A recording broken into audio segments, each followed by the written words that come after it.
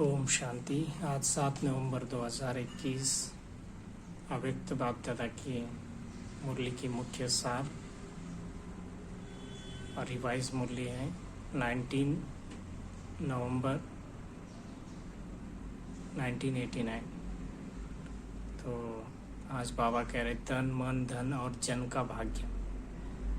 तन मन धन और जन का भाग्य। आज सच्चे साहेब अपने साहेबजादे और साहबजादियों को देख रहे हैं। तो बाबा की महिमा कैसे, सत बाप, सत टीचर, सत गुरु। तो बाबा के आगे सत्य लगता है और बाबा भी सतयुग स्थापन करते हैं। और बाबा सुनाते हैं हमको क्या बनाने के लिए, सत्यनारायण की कथा। हमको सत्यनारायण बनाते हैं। और बाबा कहते हैं बाबा दाता विदाता वरदाता है ना। ऐसे हम बाप के बच्चे हैं और गुणों और शक्तियों से भरपूर हैं, लेकिन हर एक की परसेंटेज अलग है। ऐसे नहीं कि कोई कहते हैं कि हमारे में ये गुण नहीं, शक्ति नहीं मना निषेध हो जाता है। तो ऐसे भाग्य विधाता बाप के हम मास्टर भाग्य विधाता बच्चे हैं। तो बाबा कहते तन का भाग्य, तन का हिसाब किताब, प्राप्ति का पुरुषार्थ के मार्ग में विघ्न अनुभव नहीं होगा। तन कभी भी सेवा से वंचित होने नहीं देगा।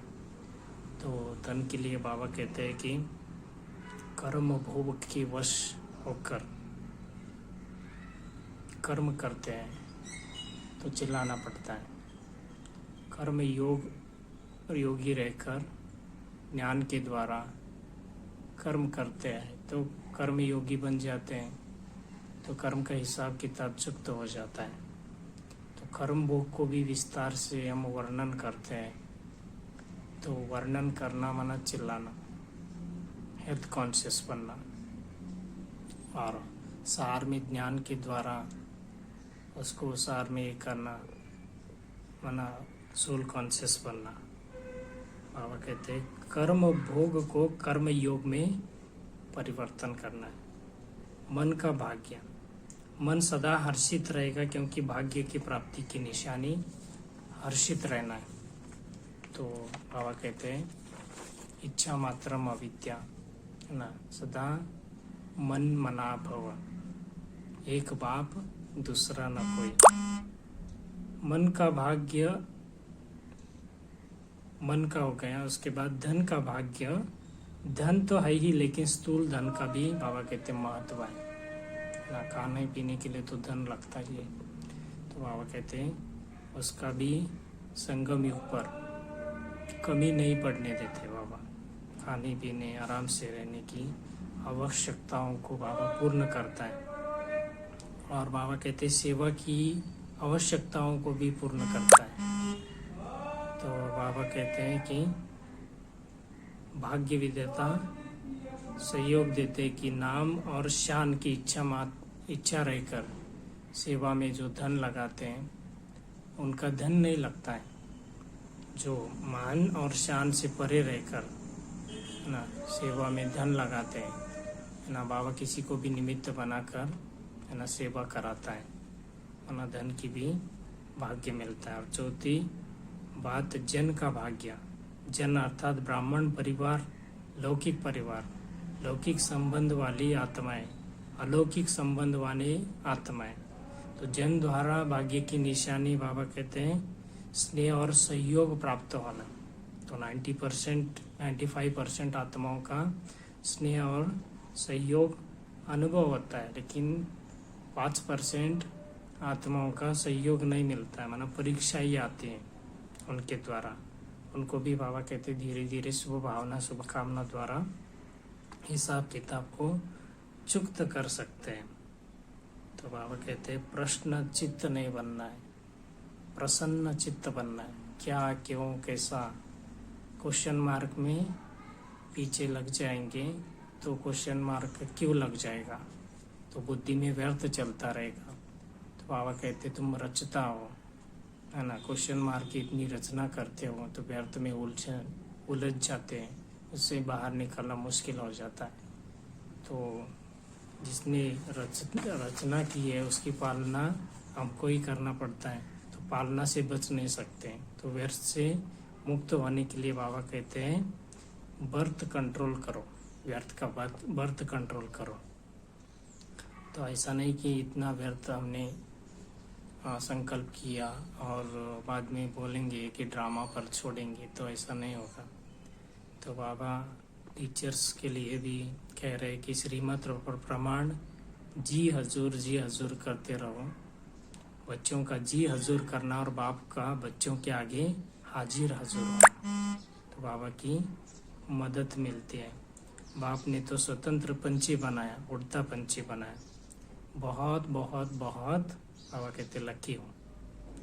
और बाबा कहते पंजाब हरियाणा हिमाचल प्रदेश के ग्रुप से मिल रहे थे, तो बाबा कहते कि महावीर और महावीरनिया समझते हो। उसमें भी बाबा कहते महावीर है ना, सदा महावीर समझते हो। तो अपने आप को ज्ञान और योग से है ना सदा महावीर बनना है। लाइट और माइट, लाइट माना ज्ञान, माइट माना शक्ति, योग। तो ज्ञान योग के आधार से सदा महावीर बनना है।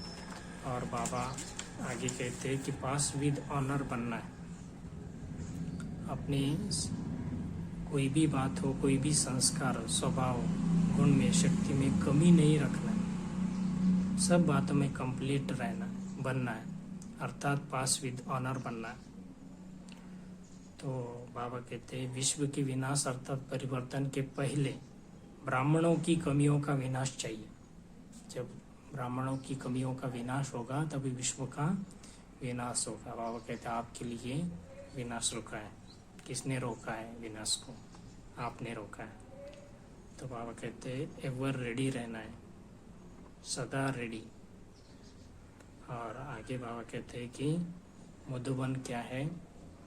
अपना परमानेंट एड्रेस है। कहाँ भी सेवा स्थान पर रहते, पाठशाला में रहते, घर में रहते हैं, तो बाबा कहते हैं वो है ना केवल निमित्त सेवा कर रहे हैं, लेकिन परमानेंट एड्रेस मधुबन है। तो अपना आत्मा का घर परमधाम है, लेकिन यहाँ पर स्थूल में मधुबन परमानेंट एड्रेस। वरदान है समाने की शक्ति द्वारा एकमत का वातावरण बनाने वाले दृष्टांत रूप भव। समाने की शक्ति द्वारा एकमत का वातावरण बनाने वाले दृष्टांत रूप भव।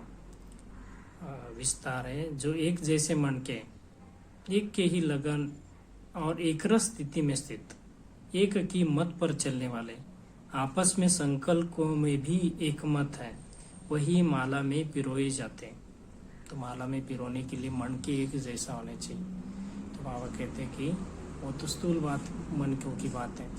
तो एक मत होकर एक राज्य स्थापन करना, एक राज्य में जाना, एक भाषा है ना हम बोलते हैं, तो उसमें जाना है। तो एक मत होने के लिए है ना एक रस स्थिति होनी चाहिए है ना, एक की लगन में होनी चाहिए, संकल्प में भी एक मत होनी चाहिए।